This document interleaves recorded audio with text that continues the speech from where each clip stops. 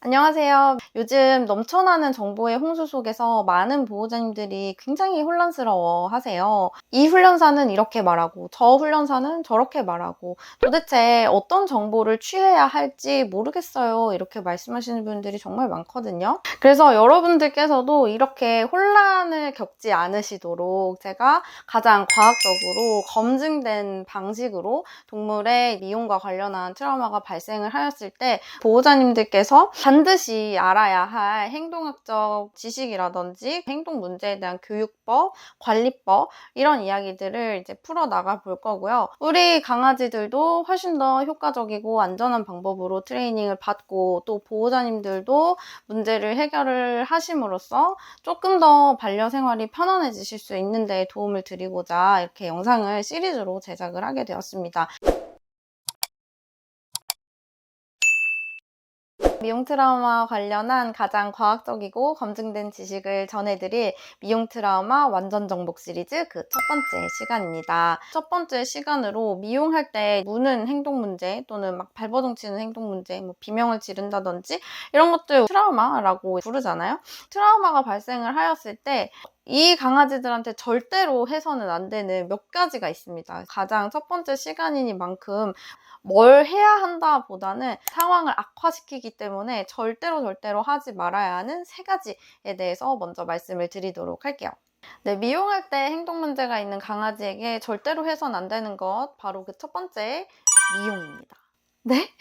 미용을 하면서 배우는 거 아닌가요? 이런 분들 정말 많거든요. 미용을 하지 말라니 어떻게 하느냐, 미용을 해야 하는 아이인데 이런 또 생각이 드실 수가 있을 거예요. 그런데 제가 말씀드리는 건요, 미용을 평생 하지 말라는 것이 아닙니다. 이 문제가 어느 정도 해결이 되어서 강아지가 정말로 편안하게 자발적으로 미용에 참여할 수 있는 그 정도 수준까지 개선이 되기 전까지는 미용을 잠시 중단을 하시라, 이 이야기인데요.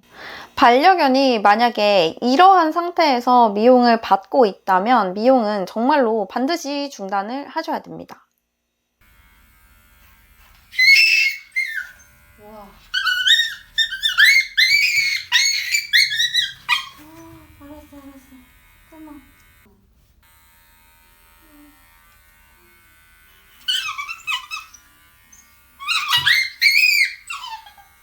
괜찮아. 이거 아니야.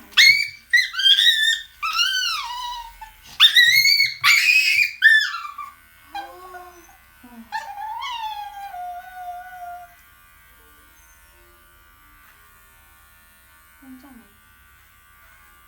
괜찮지? 응?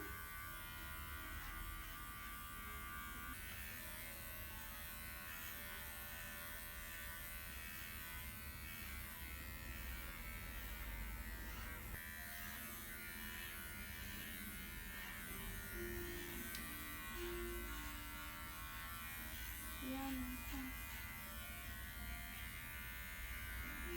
자, 영상 속의 강아지 매우 발버둥을 치고 있다가 스르륵 몸에 힘이 풀리면서 미용을 그냥 받아들이는 것 같은, 좀 포기를 하고 고집이 꺾인 것 같은 그런 모습들을 관찰을 하실 수 있으셨을 텐데요. 이러한 장면은 사실 TV 프로그램이나 다양한 미디어 속 컨텐츠들로 제작이 되어서 지금 널리 퍼져나가고 있는 상황입니다. 그것이 마치 교육 또는 훈육 이렇게 이제 이름이 붙여져서 많은 보호자님들께서 이렇게 이제 발버둥 치거나 무는 강아지들은 해결이 될 수 있구나, 미용을 하는 과정 속에서 강아지가 포기를 하는 걸 배우는구나, 이렇게 또 이해를 하실 수 있는 부분인데요.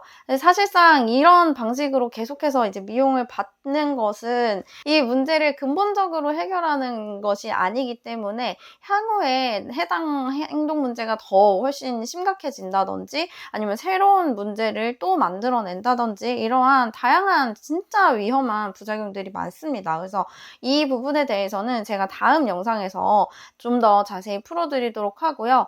행동 문제, 특히 핸들링과 관련한 트라우마라든지 발생을 했을 때 가장 그 치료 프로토콜의 첫 번째가 되는 것은 그 문제가 되는 상황을 만들지 말 것입니다. 그럼 지금 우리 아이들에게는 미용과 관련한 상황에서 문제가 생겨나고 있으니까 이 문제를 해결하기 위한 가장 첫 번째 단추는 무엇일까요? 바로 미용을 하지 않는 것이죠. 그래서 미용실에서 우리 아이가 이러한 행동을 보여서 미용을 중단했습니다 라고 한다면 여러분, 그 미용사 선생님이 실력이 없는 것이 아니라 여러분의 강아지의 행동 문제를 더욱 악화시키지 않기 위해서 적어도 노력을 하신 분이구나, 적어도 나에게 있는 그대로 사실을 전달해 주신 분이구나 라고 조금은 감사하게 생각을 해주시면 좋을 것 같습니다. 자, 미용할 때 무는 강아지에게 절대로 해선 안 되는 것, 그 두 번째, 바로 서열 기반의 강압적인 방식의 훈련입니다. 이 문제를 가장 안전하고 효과적으로 해결을 하시고 싶다면 이러한 방식은 절대로 금물입니다. 첫 번째, 여러분이 문제라고 생각을 하시는 특정 문제 행동이 있겠죠. 그런 행동을 보일 때마다 강아지한테 혐오 자극을 주는 것입니다. 예를 들면 안 돼! 아니야! 이렇게 엉덩이를 찰싹 때리신다든지 줄을 이렇게 쭉 당긴다든지 신문지나 페트병 같은 것들을 말아서 큰 소리를 탁 내가지고 강아지가 그 행동을 하려고 하는 걸 확 이렇게 멈추려고 하신다든지, 요새 막 그런 것도 있더라고요. 씩! 막 이렇게 해가지고 강아지를 이렇게 약간 무는 것처럼 손 모양 이렇게 해서 씩 하면서 이제 강아지를 겁준다든지, 그러니까 어쨌든 이런 식으로 강아지한테 뭔가 혐오스러운 자극을 더함으로써 개의 행동을 좀 멈추려고 하는 이런 방식은 절대 금물입니다. 자, 두 번째, 강아지가 발버둥치고 물려고 하는 상황에서 이 행동이 멈출 때까지 끝까지 놓아주지 않는, 그러니까 몸을 이렇게 끌어안고 놓아주지 않는다든지 아니면 뭐 줄을 잡고 놓아주지 않는다든지 이렇게 해서 강아지가 좀 포기하게 만드는 미용을 계속 진행하는 방식, 이런 것도 저는 절대로 하지 않으실 것을 권장을 드립니다. 이러한 행위는 제가 첫 번째로 말씀드렸던 그 미용이랑도 굉장히 밀접한 연관이 있는데요. 미용 도구가 굉장히 날카롭고 위험하기 때문에 다치지 않으려면은 미용사 선생님들께서 어쩔 수 없이 개를 잡아야 되는 상황이 생기거든요. 이 상황에서 이제 강아지를 최대한 달래려고 해요. 아니야, 괜찮아. 아이고, 어떡하니? 괜찮아. 뭐 이렇게 이제 하게 되는데, 문제는 강아지는 그것을 이해하지 못한다는 거죠. 그러니까 우리가 의도적으로 처벌을 사용을 했냐, 뭐 이거는 인간의 관점에서 보는 것인 거고요.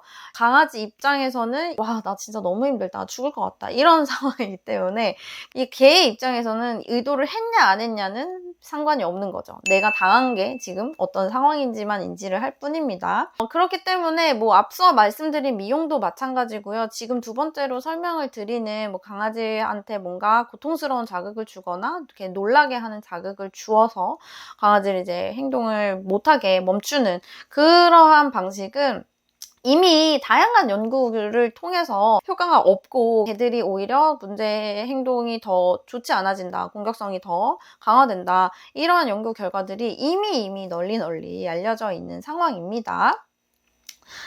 그럼에도 불구하고 우리가 이런 방식을 채택을 자꾸 하려고 하는 이유가 있겠죠. 개들의 행동이 빠르게 개선이 되는 것 같은 모습 때문일 텐데요. 이와 관련해서도 제가 앞으로의 영상에서 좀 더 자세히 풀어나가 보도록 하겠습니다. 자, 미용할 때 행동 문제 있는 강아지들에게 절대로 해선 안 되는 마지막 세 번째는요, 잘못된 방식의 둔감화 훈련입니다. 요즘 미디어에서 되게 둔감화 훈련 이렇게 해가지고 소개가 많이 되고 있기 때문에 집에서 좀 따라해보시는 경우가 많은 것 같아요. 집에서 트레이닝을 하시는 것이 뭐 절대로 하면 안 된다라기보다는 사실 좀 효과가 떨어진다라는 측면에서 언급을 드리고 싶어서 제가 세 번째로 꼽기는 했습니다. 혹시 집에서 이렇게 트레이닝 하고 계시진 않나요?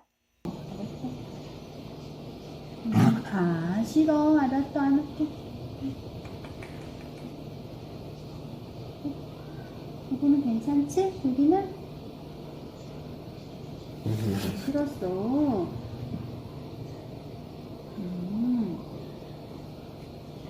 할 수 있나? 밑에는 할 수 있지. 그렇지. 지도. 알았어. 자, 그리고 제가 트레이닝 하는 거를 영상을 또 띄워드릴게요.